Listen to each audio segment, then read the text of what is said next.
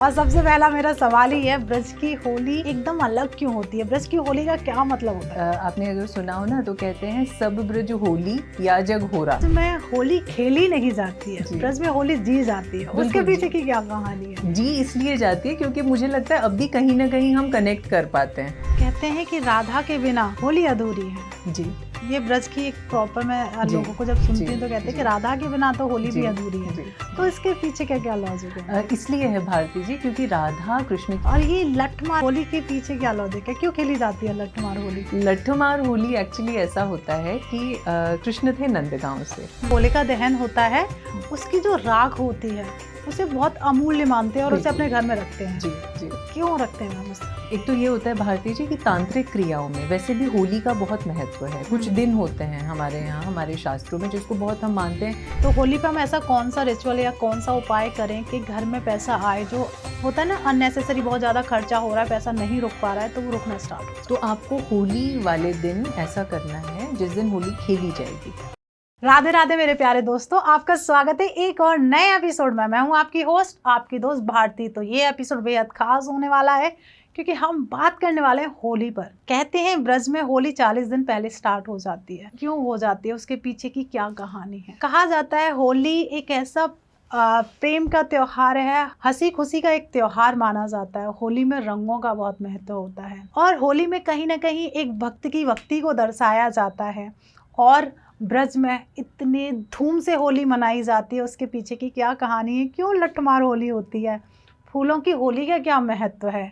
और कहते हैं पूरा ब्रजवासी इस टाइम का वेट करता है और एकदम ब्रज थम जाता है और लोग मस्ती में डूब जाते हैं। और साथ में हम बात करेंगे, कहते हैं होली बहुत बड़ा त्योहार होता है और साल का बड़ा दिन भी कहा जाता है। साल में 2 बड़े दिन कहे जाते हैं, जैसे कि दिवाली और एक होली। इस पर अगर जो भी उपाय किया जाए या जो भी टोटका किया जाए, वो 110% उसका फल बहुत अच्छा मिलता है। और सबसे बड़ी बात, यहाँ ब्लैक मैजिक भी होली के टाइम पर होते हैं। कहते हैं तांत्रिक क्रियाएं भी होली पर होती हैं। तो आज के पॉडकास्ट में आपको रस मिलने वाला है ब्रज का, और साथ में आपकी लाइफ में जो भी प्रॉब्लम आ रही हैं या आप उन प्रॉब्लम से जूझ रहे हैं, तो उसका सॉल्यूशन भी इस पॉडकास्ट में मिलने वाला है। तो आप इंजॉय करेंगे राधा रानी की नगरी, कन्हैया का निवास, गोकुल, हर चीज़ को हम डीप में जानेंगे और साथ में आपके लिए सॉल्यूशन भी, आपकी जो भी प्रॉब्लम्स चल रही है। तो इस पर चर्चा करने के लिए अभी हमारे साथ हमारे स्टूडियो में मौजूद हैं एस्ट्रोलॉजर सुगंधा रावत मैम। तो स्वागत करते, वेट नहीं कराते। राधे राधे मैम। राधे राधे, कैसी हैं भारती जी? मैं ठीक हूँ, आप कैसे? मैं बढ़िया। आज तो मतलब आनंद आ गया क्योंकि जब बात आती है ना होली की, तो सबसे पहले दिमाग में आता है ब्रज। ब्रज, मैं वहीं से हूँ। तो वही आज हमारी ऑडियंस ना, जी। थोड़ा सा मैं बता दूं, मैम मथुरा से हैं, जी तो ब्रजवासी हैं मैम। बिल्कुल बिल्कुल। और सबसे पहला मेरा सवाल ही है, ब्रज की होली एकदम अलग क्यों होती है? ब्रज की होली का क्या मतलब होता है मैम? भारती जी, आपने अगर सुना हो ना तो कहते हैं सब ब्रज होली या जग होरा। मतलब या ब्रज होरा, सब जग होली या ब्रज होरा, यानी पूरी दुनिया होली मनाती है लेकिन ब्रज में हम होरा मनाते हैं। होली ब्रज में मनती है 40 दिन और शुरुआत हो जाती है बसंत पंचमी के दिन। उस दिन कहते हैं मंदिर में होली का डांडा गाड़ा जाता है। हाँ। डांडा गाड़ना का मतलब एक तरीके से रिचुअल है कि शुरुआत हो गई ऑफिशियली। उस दिन ठाकुर जी को रंग लगाते हैं, जो सेवायत होते हैं मंदिर के वहाँ पर ब्रिज में लगा देते हैं। तो मतलब अब आप होली खेल सकते हो। तो मंदिरों में होली शुरू हो जाती है। हालांकि घरों में आजकल अब वो तो है नहीं कि महीनों महीनों पहले हो जाए, लेकिन फिर भी एक उल्लास का वातावरण बन जाता है ना 40 दिन। तो इस बार आप जानते हो 3 तारीख की जलने वाली होली है, 3 मार्च की, और 4 मार्च की दुल्हनी है, खेली जाएगी होली। तो ये जो पूरे 40 दिन है ना, कि ये जो आपके पीरियड है, ये पूरा जो ब्रज का माहौल है वही पूरी तरीके से चेंज हो जाता है। आज मुझे लगता है सदियां बीत गई हैं जब राधा कृष्ण ने होली खेली होगी, सच में ब्रज में हम मानते हैं, तो तब से लेके सदियां बीत गई हैं, लेकिन अनुभूति अब भी वही होती है। उसको देखने के लिए देश ही नहीं विदेश से भी धर्मार्थी श्रद्धालु आते हैं। आजकल तो टीवी पे दिखाई जाती है, आप देखो रील्स से वायरल रहती हैं रील्स वहाँ की जो होती है होली की। और जो सबसे बड़ी बात यह है कि बहुत तरीके की होली होती है। रंग तो खेलते ही हैं, लठा मार होली प्रसिद्ध है बरसाना की, फिर लड्डू मार होली प्रसिद्ध है, आपकी प्रसिद्ध है लठा मार, लड्डू मार। फिर हुरंगा होता है, दाऊ जी का हुरंगा बहुत प्रसिद्ध है। तो ब्रज और होली तो ऐसे है जैसे चोली दामन का साथ है, दोनों का अलग माहौल ही अलग हो जाता है वहाँ। क्या बात है। एक चीज और मैंने सुनी है कि ब्रज में होली खेली नहीं जाती है, जी। ब्रज में होली जी जाती है, उसके बिल्कुल पीछे जी। की क्या कहानी है? जी इसलिए जाती है क्योंकि मुझे लगता है अब भी कहीं ना कहीं हम कनेक्ट कर पाते हैं, है ना, राधा कृष्ण से। हमको लगता है कि वो हम ही हैं या वो हमारे ही हैं, है ना। आप उनसे एक कनेक्ट है। एक बच्चा ब्रिज में पैदा होता है तो उसको ये लगता है कि मेरा एक कनेक्शन है राधा कृष्ण के साथ, मैं उन्हीं का वंशज हूँ या उन्हीं का आत्मज हूँ। ये भावना है। मैंने कहा ना, सदियां बीत गई हैं, कितना कुछ हो गया है, हम 21वीं सदी में जी रहे हैं, टेक्नोलॉजी का ज़माना है, लेकिन मन से कहीं ना कहीं हर ब्रिजवासी आज भी अपने आप को राधा कृष्ण से कनेक्टेड पाता है। तो मुझे लगता है वही होली की स्पिरिट है। और होली की स्पिरिट है खुशी की, विश्वास, उल्लास कि आपके जीवन में चाहे कितनी ही कठिनाइयां क्यों ना हो, जो हर एक के जीवन में होती है। जीवन है जब तक, तब तक कठिनाइयां हैं, करेक्ट है ना। जिस दिन कठिनाइयां खत्म, जीवन खत्म। तो आप उसको स्वीकार कर लें। यही तो सिखाते हैं कृष्ण भगवत गीता में। यही तो कहा गया है। कृष्ण कहते हैं सर्वधर्मान परित्यज्य मामेकम शरणम व्रज। मतलब सब कुछ त्याग के तुम मेरी शरण में आ जाओ। जो इंसान सब त्याग करके मेरी शरण में आता है, मैं उसे स्वीकार कर लेता हूँ। तो होली भी यही सिखाती है कि अपने दुखों को भी स्वीकार करिए, अपने सुखों को भी स्वीकार करिए और जीवन को एंजॉय कीजिए। क्या बात है मैम। और ये जो एक और चीज है कि श्री कृष्ण ने, जी, मैं जिन्हें लाला कहती हूँ, कि उन्होंने ब्रज में ही होली क्यों मनाई? क्योंकि ब्रज उनकी जन्मभूमि है ना। फिर बाद में वो द्वारिका चले गए तो द्वारिकाधीश हो गए, है ना, द्वारिका के अधिपति हो गए, स्वामी राजा हुए वहाँ पे। लेकिन यहाँ हम उन्हें अभी लल्ला कहते हैं, जो आपने कहा लल्ला, हमारे बाल गोपाल हैं। बाल गोपाल। तो ब्रज भूमि में मथुरा, वृंदावन, गोकुल, बरसाना, नंदगांव, ये पूरा जो ब्रज का जो क्षेत्र है, यहाँ उनको बाल रूप में ही उनकी पूजा की जाती है। मतलब जब वो 14-15 साल के किशोर थे तभी कहा जाता है कि वो वहाँ से पलायन कर गए थे, चले गए थे नंदगांव से। लेकिन फिर भी तो वहाँ की मिट्टी में वो अभी भी बच्चे ही हैं, जो मक्खन भी चुराते हैं ना, गोपियों के साथ रास भी रचाते हैं, और जो ग्वाल बाल के साथ अपने धेनु चराने जाते हैं। तो बच्चे हैं, तो हम बच्चा रूप में ही अपने भगवान की आराधना करते हैं। कहते हैं कि राधा के बिना होली अधूरी है। जी, ये ब्रज की एक प्रॉपर, मैं लोगों को जब सुनती हूँ तो कहते हैं कि राधा के बिना तो होली भी अधूरी है। तो इसके पीछे क्या क्या लॉजिक है? इसलिए है भारती जी, क्योंकि राधा कृष्ण की आह्लादनी शक्ति है। आह्लादनी का मतलब है अंदर से, वो प्लेटोनिक लव का सबसे बड़ा एग्जाम्पल है। जैसे हम वैलेंटाइन डे मनाते हैं ना आज के ज़माने में, तो प्रेम का एक जीता जागता और जीवंत उदाहरण है। उन दोनों की कभी शादी नहीं हुई, है ना। कृष्ण बाकी चले गए, वहाँ छोड़ के चले गए, राधा पीछे रह गई, लेकिन वो परकीय प्रेम है, शरीर से ऊपर का जो प्रेम है ना, और प्लेटोनिक लव जिसको कहते हैं, तो वो प्रेम है, उसकी साक्षात मिसाल है। और इतनी सदियां, इतने जन्म जन्मांतर गुजर जाने के बाद भी आज भी हम कहते हैं राधा कृष्ण। आपने देखा, कृष्ण राधा नहीं कहते, राधा कृष्ण कहते हैं। तो राधा कृष्ण को सुपरसीड कर रही है। और आप अगर कभी आपको सौभाग्य मिला हो, जरूर मिला होगा जाने का, अगर आप वहाँ जाते हो या कोई भी हमारे दर्शक जाते हैं, तो आपने देखा होगा लोग वहाँ पीछे से कोई ऑटो रिक्शा आ रही है, कोई साइकिल आ रही है, आपको पीछे से हटो हटो, चलो चलो नहीं कहेंगे, वो कहेंगे राधे राधे, राधे राधे, राधे राधे। तो हम कृष्ण से ऊपर रखते हैं। जहाँ प्रेम आप अपने प्रियतम को अपने से भी ऊपर रख रहे हैं, बिना एक्सपेक्ट किए कि मुझे रिटर्न में क्या मिलेगा, है ना। शरीर से ऊपर का प्रेम है, परकीय प्रेम कहते हैं इसको। तो सबसे सुंदर उदाहरण और सबसे पवित्र उदाहरण है वो प्रेम का, राधा कृष्ण। इसलिए राधा ही हैं, मेरे ख्याल से ब्रज राधा हैं।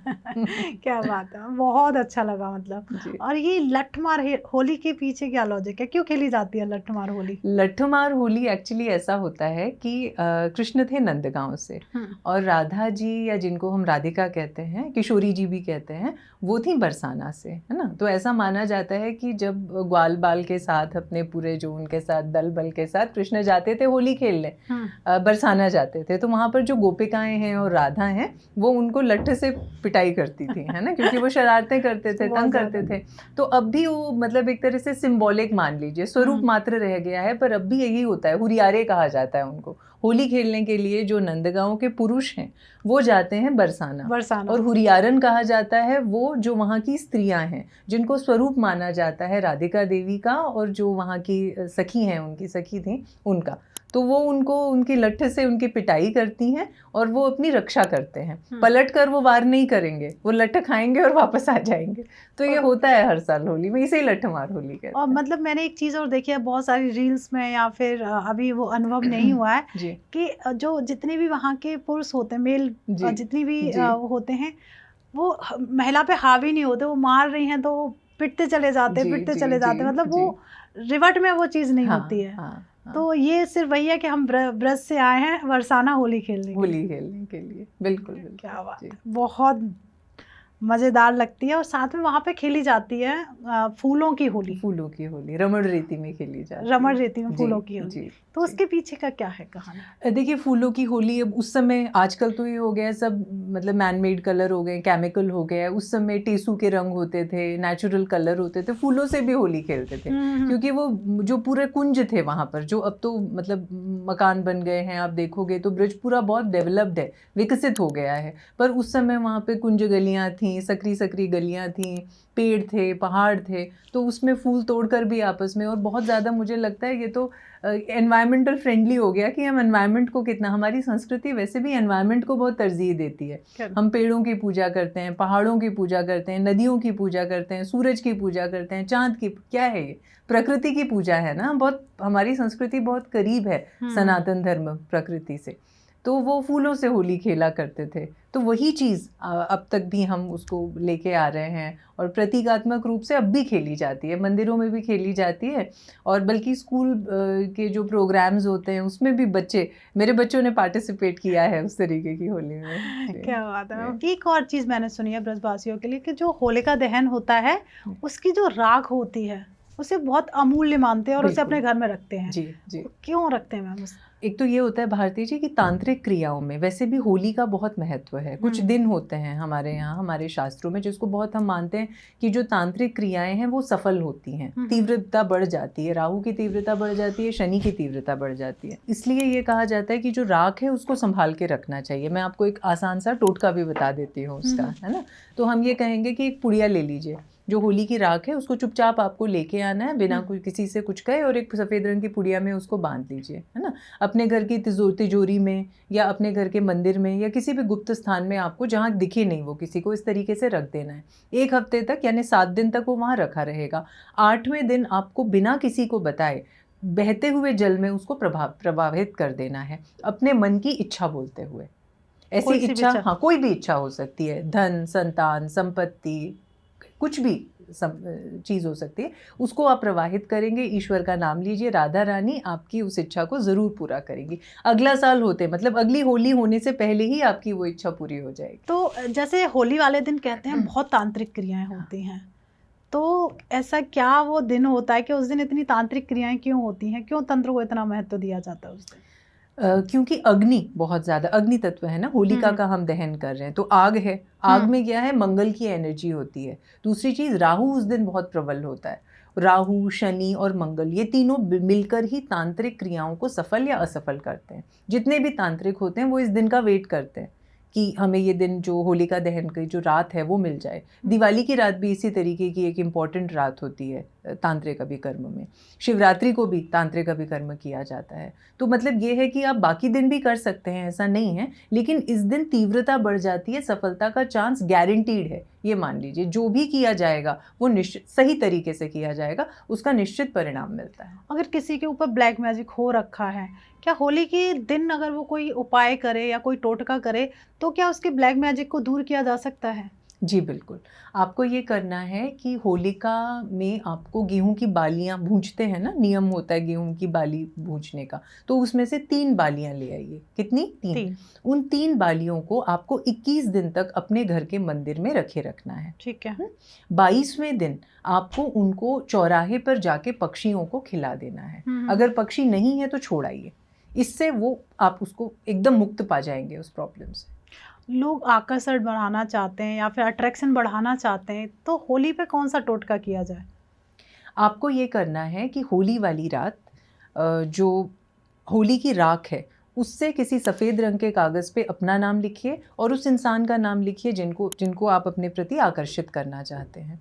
उस कागज़ को आपको आके अपने तकिए के नीचे रख देना है, अपने सिरहाने रख देना है, और वहाँ पर वो 10 दिन तक पड़ा रहेगा। 11वें दिन उसको बहते हुए जल में प्रवाहित कर दीजिए, राधा कृष्ण का नाम लेते हुए। निश्चित आपको सफलता मिलेगी। तो मैम, जैसे कई बार देखा जाता है लोगों को सपने में डर लगता है या फिर कहीं ना कहीं वो मानसिक शांति खो चुके हैं, तो वो लोग भी क्या होली पे कोई टोटका कर सकते हैं जिससे उन्हें उस चीज़ से छुटकारा मिले? जी बिल्कुल। आपको एक जटा वाला नारियल ले लेना है, उस पर एक काला धागा बांधें। काले धागे में आपको गांठें बांधनी है 7। एक जटा वाला नारियल जिस पे आप एक काला धागा बांधेंगे जिसमें 7 गांठें बंधी होंगी। ओम नमः शिवाय मंत्र का जाप करते हुए 11 बार आपको ये धागा बांधना है और फिर ये जो नारियल है इसको होली के अगले दिन, मतलब एक जिस दिन जलने वाली होली है उसके अगले दिन धुलैनी होगी, उस दिन नहीं, उसके अगले दिन आपको बहते हुए जल में प्रवाहित कर देना है, तो निश्चित आपकी प्रॉब्लम खत्म हो जाएगी। तो क्या होली के टाइम पर वशीकरण किया जा सकता है मैम? बिल्कुल किया जा सकता है, बल्कि उस दिन कराया जाता है। वशीकरण के चपेट में है या किसी को वशीकरण हो रखा है, तो होली पर वो ऐसा कौन सी क्रिया करे जिससे उसके ऊपर जो किया हुआ वशीकरण है वो हट जाए? जिस दिन होली जलेगी, जलने वाली होली, उस दिन आपको एक कटोरा ले लेना है, उसमें पानी भर लीजिए और एक चुटकी गुलाल डाल दीजिए। गुलाबी गुलाल डालना है और किसी रंग का नहीं। उसमें अपना चेहरा देखिए और उसके बाद उसको वहाँ वैसे ही छोड़ दीजिए। अगले दिन उठ के वो जो पानी है जिसमें आपने गुलाल डाला और अपना चेहरा देखा था उसको पौधों में आपको डाल देना है। आप देखिएगा कि आपको इस प्रॉब्लम से छुटकारा मिल जाएगा। और एक चीज़ और कही जाती है कि होली के टाइम पे लोग कहते हैं कि चौराया पार नहीं करने हैं या आपको नहीं निकलना है, वाइट मिठाई नहीं खानी है, इसके पीछे का क्या लॉजिक होता है मैम? देखिए भारती जी, होली का जो दिन होता है, मैंने कहा तांत्रिक क्रियाएं होती हैं उस दिन, तो बहुत सारे लोग अभिकर्म करते हैं। चौराहा सिंबल होता है शक्ति का, ऊर्जा का। किसकी? राहु की ऊर्जा का। राहु का नंबर ही 4 है, चौराहा यानी 4 नंबर, 4 राहें बनती हैं। तो ऐसे में हम राहु की शक्ति से बचते हैं। हम टोटका कर रहे हैं या अभिकर्म कर रहे हैं अपनी भलाई के लिए, पर हमें पता नहीं है कि किसी ने वहाँ पे किस नियत से अभिकर्म करा है। तो हम अगर उसे लांघेंगे तो उसका फल या कुफल हमको प्राप्त होता है। तो हमें बहुत समझदारी से ये चीज़ें करनी चाहिए और किसी के गाइडेंस से, किसी विद्वान के गाइडेंस में ही करनी चाहिए। ओके मैम, कई जैसे भी नंबर की बात हुई है तो नंबर से रिलेटेड ही जानना चाहती हूँ, ऐसा कौन सा नंबर होता है जो जवान के बहुत ज़्यादा काले होते हैं, जिनकी हर बात कहीं सच हो जाती है? 8 कह सकती हूँ। 8 नंबर शनि का नंबर होता है। शनि कार्मिक ग्रह है बहुत ज़्यादा, और हमारे पिछले जन्म के कर्म इस जन्म में हमको सुफल या दुफल देते हैं, इसीलिए लोग शनि से इतना डरते भी हैं। तो मैं कह सकती हूँ कि 8 नंबर ही वो नंबर होता है, तो उससे थोड़ा संभल के रहना चाहिए। मैम, होली पे हम ऐसा कौन सा उपाय करें जिससे हमारे जो रुके हुए काम हैं वो बनना स्टार्ट हो जाए, जितनी भी बाधाएं आ रही हैं उस काम में वो आना बंद हो जाए? होली के दिन, होली खेलने से पहले आपको एक सफ़ेद रंग का कागज़ लेना है। उसके ऊपर आपकी जो भी विश है, जो भी इच्छा है, जो भी आपका काम अधूरा है या बन नहीं पा रहा, मान लो कोई प्रॉपर्टी नहीं बिक रही है, किसी की शादी नहीं हो रही है, किसी को बच्चे का सुख नहीं प्राप्त हो रहा, वो लिखना है। फिर एक लाल रंग के कपड़े में उसको सफ़ेद कागज़ को आपको बांध लेना है। 21 दिन तक वो कागज़ आपके घर में रहेगा, मतलब वो लाल कपड़ा आपके घर में रहेगा, कहीं भी हो सकता है, बस किसी की नज़र नहीं पड़नी चाहिए। 22वें दिन आप उसकी गांठ खोलकर उस पानी के बहते हुए जल में वो लाल कपड़े के साथ उस कागज़ को प्रवाहित कर दीजिए, तो आपके बिगड़े हुए काम या रुके हुए काम अपने आप चलने लग जाएंगे। कई बार क्या होता है कि घर को नज़र लग जाती है मैम, या कहते हैं कि बहुत सारी खुशियाँ थी, एकदम से खुशियाँ ख़त्म हो जाती हैं और घर में वही लड़ाई झगड़ा शुरू हो जाता है, तो कहीं ना कहीं वो नज़र दोष का एक कारण होता है। तो होली पे ऐसा कौन सा रिचुअल करें जिससे घर की नज़र दोष को हटाया जा सके? आपको एक लाल रंग का कपड़ा लेना है, उसमें होली की राख रखनी है चुटकी भर। अगर आपको नज़र लगी है या आपके घर में किसी को नज़र लगी है तो अपने ऊपर 7 बार उसको वारिए, और उस जो आपकी राख है अगले दिन जिस दिन होली खेली जाएगी उस दिन आपको बहते हुए जल में उसको प्रवाहित कर देना है। तो मैम, हर जगह का होलिका दहन थोड़ा अलग होता है, ब्रज का होलिका दहन थोड़ा मतलब सबसे अलग है, उसके पीछे क्या कहानी है? एक तो ऋतु परिवर्तन है ना, प्रेम का संदेश तो देता ही है। ऋतु परिवर्तन है, सर्दी जा रही है, गर्मी आ रही है, फसलें पक रही हैं, फसलें कट रही हैं, तो ये भी है। तो उस दिन ये होता है कि आप जब दिवाली होती है तो दिवाली में ब्रिज में परंपरा है गोवर्धन महाराज बनाने की, तो वो जो गोबर है उसको हम फेंकते नहीं हैं, बल्कि उससे गूलरी बना ली जाती है, उपले बना लिए जाते हैं। और जब ये आता है, आपका होली आती है, तो उसमें उसी उपलों को और उसी गूलरी का प्रयोग किया जाता है। आप कंडे का प्रयोग कर रहे हो या उसका प्रयोग कर रहे हो तो अलग से नहीं लिया जाएगा। जिस गोबर से आपने गोवर्धन महाराज बनाए थे उसी गोबर से उपले बनाए जाते हैं, ये हम गूलरी कहते हैं। एक तरीके की माला होती है जो कंडों की बनी होती है, उसको ही हम इस आग में अर्पित करते हैं। तो दोनों का कनेक्शन है, दिवाली का कनेक्शन है होली के साथ, मतलब हर जीवन में हर चीज़ का मतलब कनेक्शन है। जैसे रात के बाद दिन आता है, सर्दी के बाद गर्मी आती है, अंधेरे के बाद उजाला आता है, वैसे ही दिवाली और होली का भी आपस में कनेक्शन है। तो ये ब्रिज की खासियत है जो बाकी जगह नहीं होता। ये बताओ मैम, जो साल में सिर्फ एक बार होती है होली के टाइम पर, और जिसकी जो भी इच्छा है वो इच्छा पूर्ति वाली जो रेमेडी या रिचुअल है वो किया जाए होली वाले दिन और उनकी वो इच्छा पूरी हो जाए।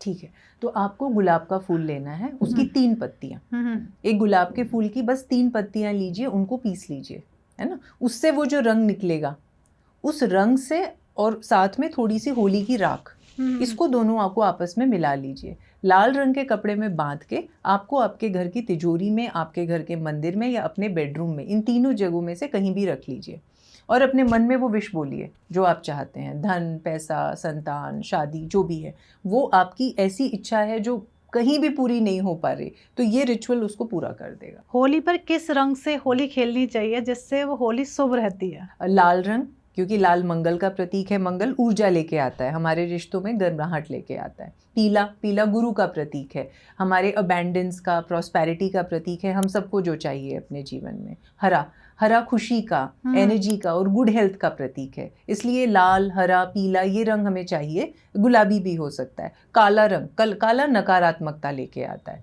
तो काला और नीला से बचना है, ये डिप्रेशन की ओर लेके जाता है, ईर्ष्या की भावना, जलन की भावना भी बढ़ाता है, तो इन रंगों से बचना चाहिए। होली के टाइम पर लोग बहुत ज़्यादा ड्रिंक करते हैं मैम, देखा होगा आपने, कहीं ना कहीं उस रिचुअल्स पे बहुत ज़्यादा ड्रिंक या फिर भांग का प्रयोग किया जाता है। तो जो लोग बहुत ज़्यादा पीड़ित हैं, पहले इसके पीछे क्या लॉजिक है, लोग क्यों करते हैं मैम? राहु एडिक्शन देता है, और मैंने जैसा कहा इसीलिए तांत्रिक क्रियाएं इतनी सफल भी होती हैं होली की रात, क्योंकि उस दिन राहु की एनर्जी बहुत हैवी होती है। राहु एडिक्शन देता है। इवन अगर आपको मान लो फ़ोन देखने का एडिक्शन है, सोशल मीडिया का एडिक्शन है, वो भी एडिक्शन ही हुआ। स्मोकिंग का एडिक्शन हो सकता है, झूठ बोलने की आदत हो सकती है, तो एडिक्शन तो कुछ भी हो सकता है। तो वो सब राहु की पीड़ा है, राहु का दोष है, और राहु की एनर्जी हाई होती है तो ये चीज़ें अपने आप बढ़ जाती हैं। तो हमें कंट्रोल करना है, उस दिन गुस्सा नहीं करना है। ठीक है, आपको शराब जितनी कंट्रोल, आप बाकी दिन पीते भी हैं तो उस दिन मत पीजिएगा, क्योंकि इस दिन जो आप काम करोगे वो पूरे साल आपको बढ़कर रिजल्ट देगा। तो हमें सोच समझ के, झूठ नहीं बोलना है, किसी को चीट नहीं करना है, गुस्सा नहीं करना है, जल्दबाजी में कोई फैसला नहीं करना है। जो लोग बहुत ज़्यादा ड्रिंक करते हैं, अगर कोई ड्रिंक छुड़ाना चाहता है या शराब को छुड़ाना चाहता है, तो ऐसा कौन सा टोटका या रेमेडी करे जिससे वो इस प्रॉब्लम से दूर जा सके? होली की राख, सबका रामबाण इलाज है होली की राख।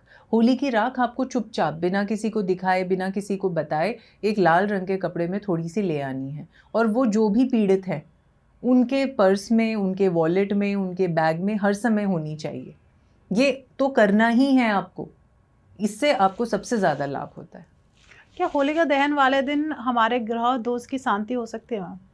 हो सकती है। नवग्रह पूजन अगर किया जाए तो इससे ज़्यादातर प्लैनेट अपने आप बैलेंस हो जाते हैं। आपको किसी मंदिर में जाने की भी ज़रूरत नहीं है, आप घर में कर सकते हैं। अगर मैम होली वाले दिन कोई वशीकरण करना चाहे तो कैसे कर सकता है? बहुत आसान सा तरीका है। आपको आपके माथे के बीच में बिंदी लगाने, हमारे माथे के बीच में बिंदी है, कोशिश करिए कि 5 मिनट तक हम दोनों आँखों से उस बिंदी पर केंद्रण कर पाएँ। ये जानते हैं बहुत ही एंशिएंट इंडियन रिचुअल है और बहुत सारे लोग इसको नहीं जानते। आपको दोनों आंखों से कोशिश करनी है कि आपको वो बिंदी दिखे, लाल रंग की होनी चाहिए, कोई और रंग की नहीं। अच्छा। जब हमको दोनों आंखों से वो दिखने लग जाती है तो हमारी आंखों में वशीकरण जागृत हो जाता है। जो पुराने ऋषि मुनि होते थे वो तो बहुत बड़े साधक होते थे, है ना, तो एडवांस लेवल का होता था, लेकिन ये बेसिक मैं आपको स्टेप बता रही हूँ, शुरुआत यहीं से होती है। तो कॉन्सेंट्रेशन, अपनी पूरी ताकत लगा के आपको उस बिंदी को देखना है। उसके बाद आप जाकर किसी से भी मिलेंगे ना तो वो आपके वश में हो जाता है। क्या बात है मैम। अगर हस्बैंड वाइफ में किसी का भी मैरिटल अफेयर चल रहा है तो उसके बचने के लिए होली पे क्या उपाय करें? होली के दिन आपको सबसे अच्छा उपाय ये होता है कि होली की राख, जो मैंने कहा, होली की राख आपको घर लेके आनी है और आपके बेडरूम में ऐसी जगह रखनी है कि आप मान लेते हैं आपको लग रहा है हस्बैंड का है तो वाइफ को ऐसी जगह रखनी है कि हस्बैंड को उनकी नज़र नहीं पड़नी चाहिए उसके ऊपर। लाल रंग के गुलाबी रंग के कपड़े में उसको बांध के इस तरीके से अपने बेडरूम में आपको रखना है, पहली चीज़। दूसरी चीज़, आपके बेडरूम की चादर का कलर रेड होना चाहिए या पिंक होने चाहिए। पर्दे हो गए, जो भी चीज़ है, इवन वहाँ का जो वॉलपेपर है या कलर है, लाल या पिंक कलर का। दूसरी चीज़, बेडरूम में हर चीज़ 2-2 के पेयर में होनी चाहिए, ये वास्तु कहता है। और होली के दिन खासकर ये चीज़ों का ध्यान रखना है कि मान लेते हैं आपके यहाँ कई लोगों का मैंने देखा है बेड के ऊपर एक ही तकिया पड़ा हुआ है, नहीं, उसके ऊपर 2 तकिए होने चाहिए, 2 चादरें होनी चाहिए, हर चीज़ जोड़े से लेके आइए। पति को वश में कैसे करा? होली की रात आपको ये करना है कि जो राख है, एक तो वो ले आनी है, लाल गुलाब, 1 लाल गुलाब उसमें डाल दीजिए होली की राख में, और साथ में 2 बूंद शहद।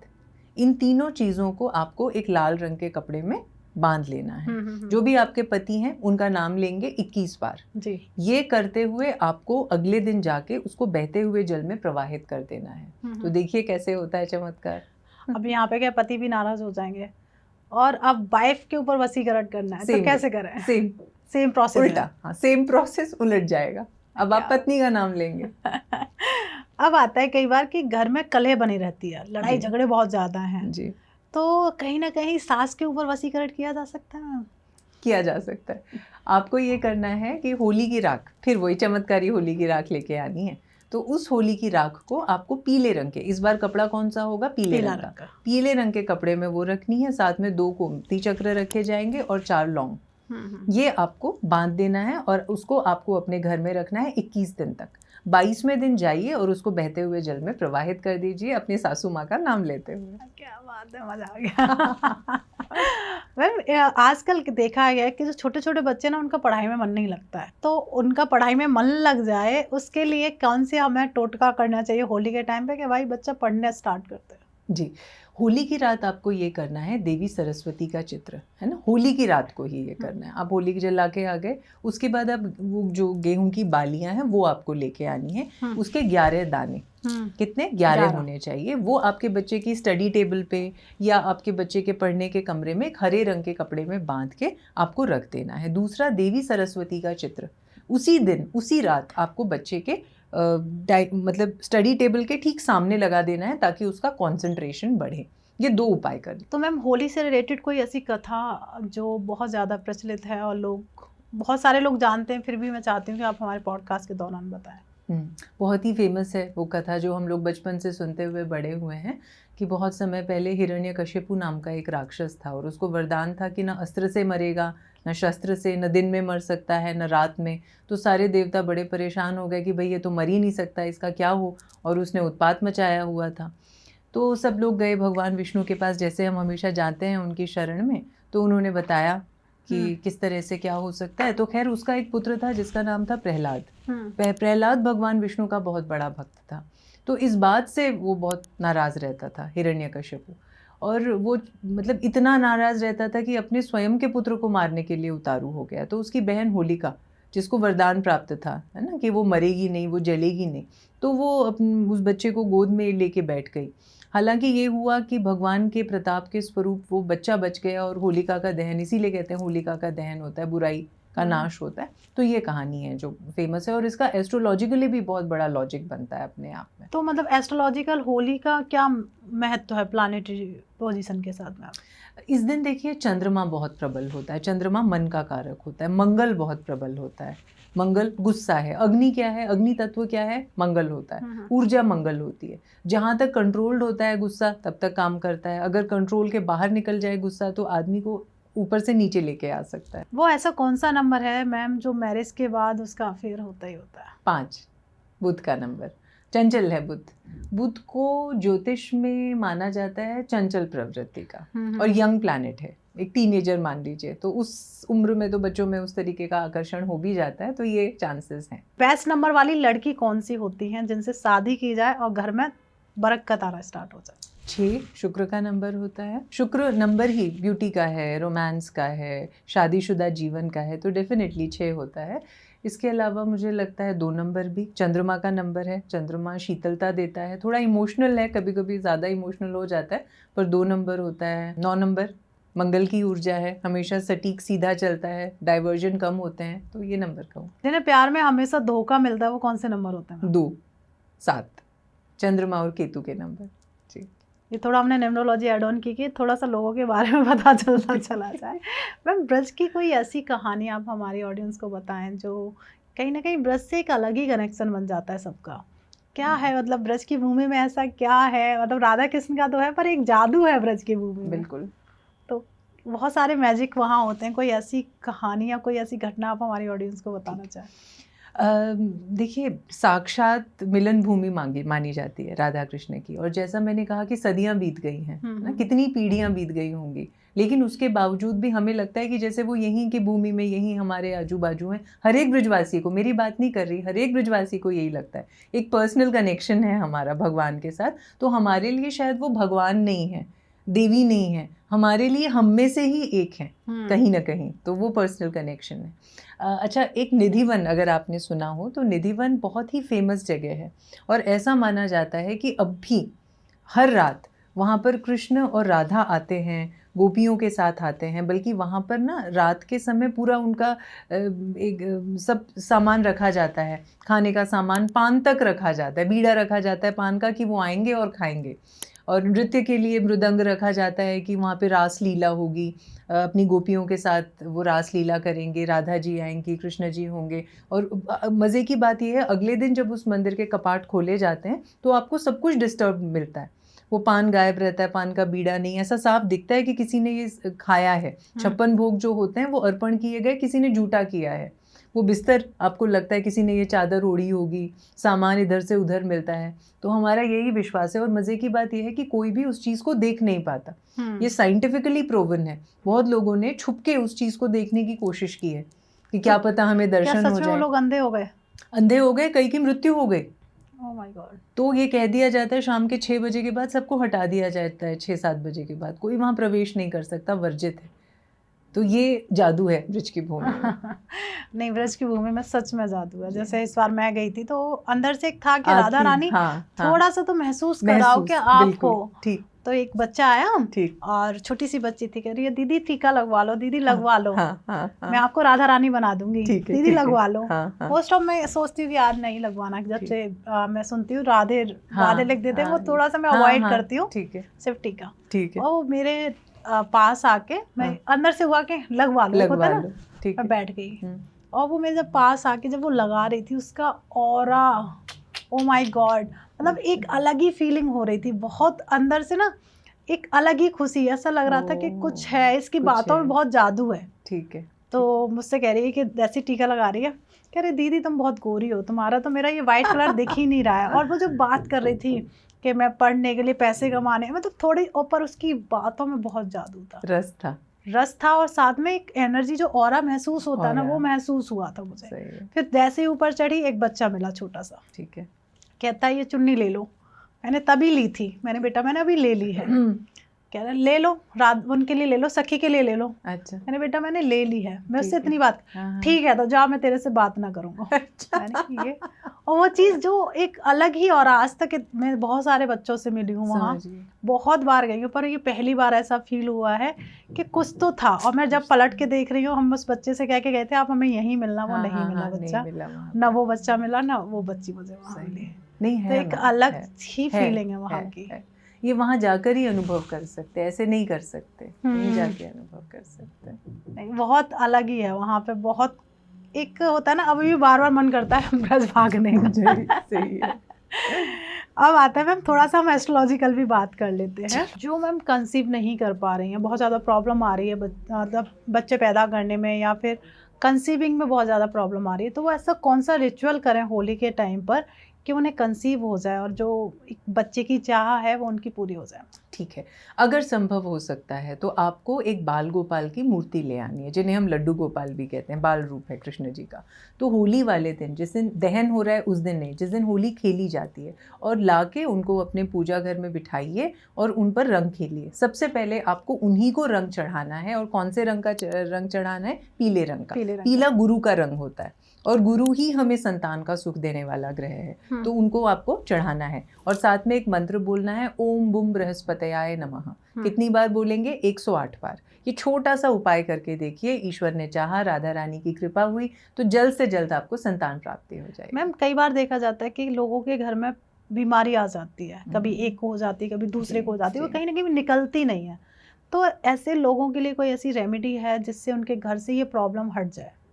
गेहूं की बालियाँ, जो जिस दिन हम होलिका दहन करेंगे उस दिन गेहूं की बाली ले आइए, और मुट्ठी भर होगा उतना चलेगा, उसको आपको एक लाल रंग के, उसको आपको एक काले रंग के कपड़े में बांध के अपने मेन डोर पे टांग लेना है। ऐसे टांगना है कि पीछे की तरफ टांगेंगे, ताकि कोई आपके घर में दाखिल होंगे तो उनकी नज़र नहीं पड़े उसके ऊपर। ये टंगा रहेगा इस होली से अगली होली तक।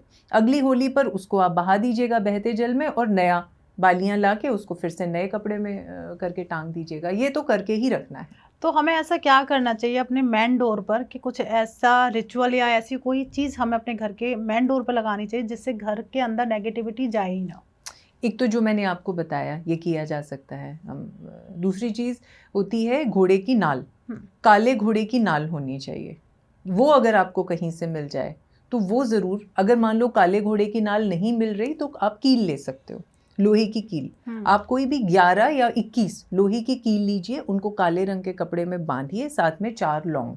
ये आप टोटका करके इसको अपने शनिवार के दिन जो मेन डोर है उसके अगर पीछे बांधना है, सामने नहीं। किसी की नज़र नहीं पड़नी चाहिए उसमें। आपके घर में कोई घुस रहे हैं और उनकी नज़र उस पर नहीं पड़नी चाहिए। अगर काले घोड़े की नाल मिल जाती है तो उसको आप मेन डोर पे टांगेंगे। तो होली पे हम ऐसा कौन सा रिचुअल या कौन सा उपाय करें कि घर में पैसा आए? जो होता है ना अननेसेसरी बहुत ज़्यादा खर्चा हो रहा है, पैसा नहीं रुक पा रहा है, तो वो रुकना स्टार्ट हो जाए। ठीक है, तो आपको होली वाले दिन ऐसा करना है, जिस दिन होली खेली जाएगी उस दिन आपको गुड़ और चना ले आना है, बराबर बराबर ले आइए, और उसको आपको अपने मंदिर में या जहाँ भी आपका पूजा घर है उसमें एक रात रखे रहने दीजिए। होली के अगले दिन आपको जाके या तो किसी मंदिर में, या अगर आपके आसपास बंदर मिल जाते हैं तो उनको खिला दीजिए, नहीं तो किसी मंदिर में दान कराइए, तो ये प्रॉब्लम दूर हो जाएगी। तो मैम हम एंड की तरफ है, हमारी ऑडियंस को कोई ऐसा रिचुअल्स बताना चाहती हैं जो उन्हें करना चाहिए जिससे उनके घर में सुख समृद्धि बनी रहे और जो उनकी मन की इच्छा है वो पूरी हो?